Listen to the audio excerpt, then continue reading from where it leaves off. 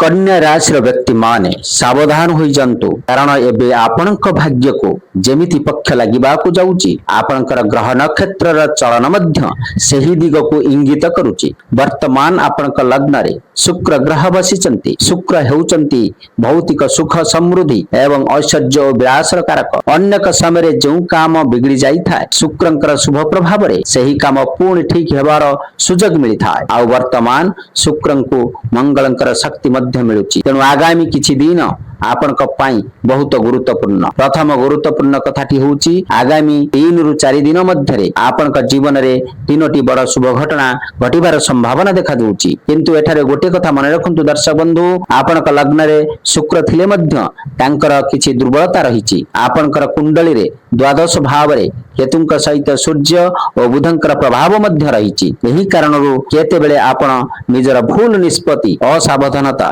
किंतु भूल कथा पई निज भाग्यर भल सुजोग को निजे अटकाई पारंती। तेणु एही भिडियो को शेष पर्यंत निश्चय देखंतु कारण केउ भूल करिबा उचित नुहे केउ शुभ घटना घटी पारे एवं किपरि सावधान रहिबे सब किछि हमें विस्तार भाव रे कहिबो। गत 6 रु 7 मास र कष्ट कन्या राशि र व्यक्ति माने गत 6 रु 7 मास आपनक पई सहज नथिला। केही कोर्ट कचेरी समस्या रे फसी थिले आउ के गोटी विवाद रु बाहरिबा परे आउ गोटी विवाद रे पड़ी जाइथिले। आउ के टंका आउ कहार मध्य टंका अटकी जाइथिला। कहार व्यवसाय धीरे धीरे तळकु जाउथिला। कहार आय कमी जाउथिला।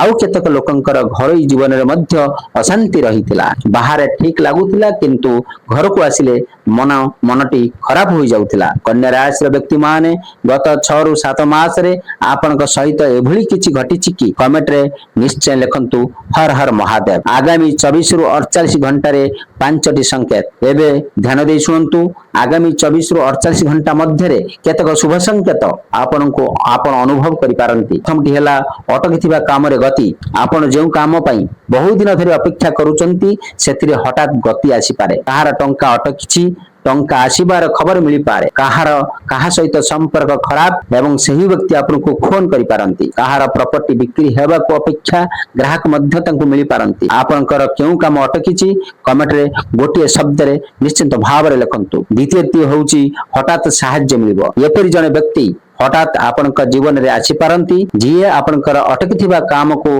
आगो को बढ़ाई बारे सहाय्य करिवे। तृतीयटी होउची मन रे द्वंद्व कमिबो। अनेक दिन धरि मन रे जो चिंता जो द्वंद्व और अस्थिरता चलीची ताहा धीरे धीरे कमिबो। निष्पत्ति नेबार क्षमता बढ़िबो। 4 होउची जीवन रे पूर्ण गति आसीबो। आपन को लागुथिला जे जीवन अटकी जाईची किंतु एबे धीरे धीरे काम रे गति आसीबो। 5 रो होउची भल शक्ति रो अनुभव। आपन को लागि पारे जे कौनसी अदृश्य सकारात्मक शक्ति आपन को सहाय्य करूची। एही छोट छोट भल घटना को अणदेखा के बेले करंतु नाही। आगामी 3 रु 4 दिन पई 3टी बड़ सतर्कता। प्रथम सतर्कता होउची अन्य को सहाय्य करी निजर क्षति करंतु नाही। अन्य लोक को सहाय्य करिबा बहुत भल कथा किंतु एते सहाय्य करंतु नाही जे आपनक निज काम और टंकार क्षति होई जिवो। आपण कहार जीवन रे संपूर्ण दायित्व नै नाहंती तेनु सहाय्य करंतु किंतु निजर सीमा भितरे। एही कथा सहित सहमत हेले कमेंट रे जय श्री कृष्ण लिखंतु। द्वितीय सतर्कता हेउची नकारात्मक चिंता रु दूरे रहंतु। आमे जो जिनिस ऊपर अधिक ध्यान देउ सेही जिनिस आम मन रे अधिक बड़ होई जाय। सब बेले खराब कथा भाबिले भल सुजोग मध्य हमको खराब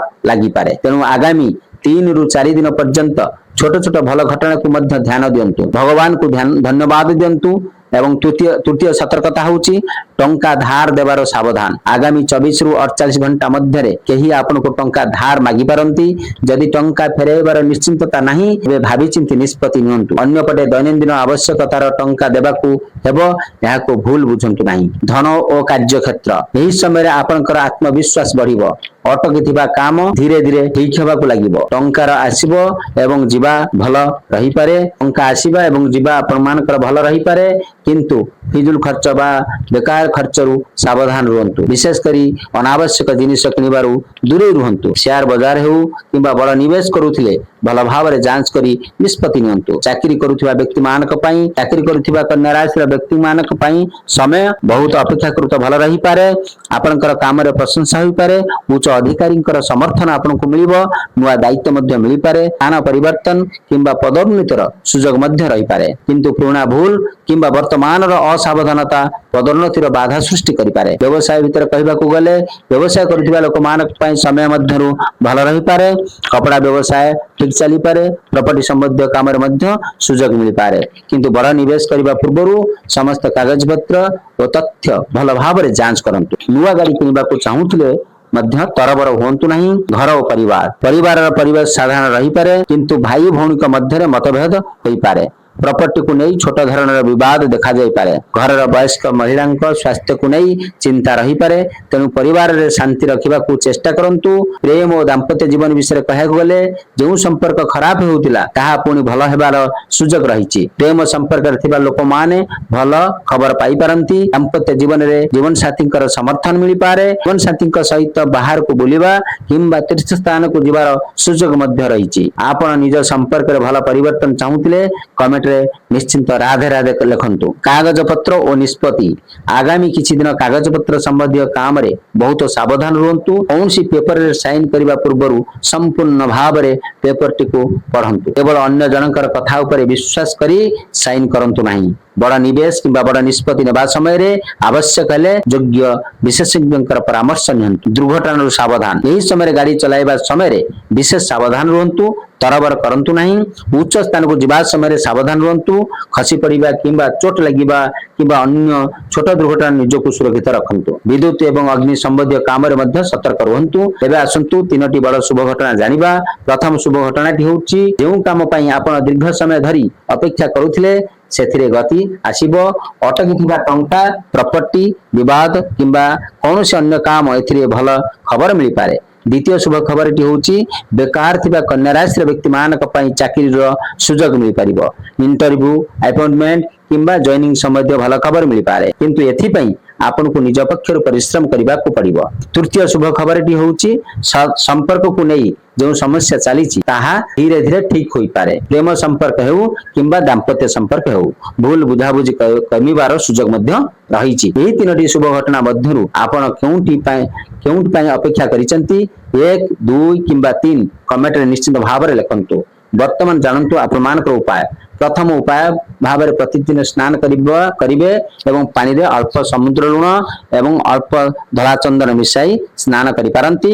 ଏହାକୁ ଧାର୍ମିକ ପରମ୍ପରା ଭାବରେ କରନ୍ତୁ ଏବଂ ନିଜ ମନକୁ ସକାରାତ୍ମକ ରଖନ୍ତୁ। ଦ୍ୱିତୀୟ ଉପାୟଟି ହେଉଛି ଏବଂ ଏହି ମାସରେ ସୋମବାର ଦିନ ଶିବ ମନ୍ଦିରକୁ ଯାଇ ଭକ୍ତିର ସହିତ ପୂଜା କରନ୍ତୁ।